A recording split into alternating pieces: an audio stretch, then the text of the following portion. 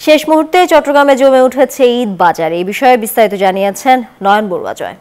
আমি আছি রিয়াজউদ্দিন বাজারের কাপড়ের মার্কেটে। দেখতে পাচ্ছেন এখানে বিভিন্ন জায়গা থেকে বলতে যে কম দামের পোশাক পাই, তার কারণে এখানে ছুটে এসেছে মানুষের দল নেমেছে রিয়াজউদ্দিন বাজারের এই মার্কেটে। এখানে দেশীয় পোশাক থেকে নিয়ে বিদেশি পোশাক এখানে পায়, কম দামের পোশাক আছে।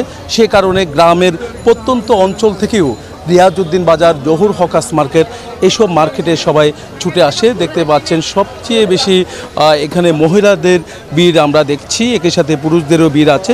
সব ধরনের পোশাক রিয়াজউদ্দিন বাজারে আছে, তার কারণে এখানে ছুটে এসেছে বলে আমাদেরকে জানিয়েছেন। তবে এবার পোশাক থাকলেও, তাদের পছন্দের পোশাক থাকলেও আমরা দেখছি পোশাকের দাম একটু বেশি আমরা দেখছি। যেহেতু সময় একেবারে শেষ মুহূর্তের মধ্যে এসেছে, শেষ মুহূর্তের কেনাকাটা তাদের করতে হবে। ছেলে মেয়ে থেকে নিয়ে প্রিয়জন যারা আছেন তাদেরকে পোশাক কেনার জন্য রিয়াজউদ্দিন বাজারের এই মার্কেটে তারা ছুটে এসেছে বলে আমাদেরকে জানিয়েছেন।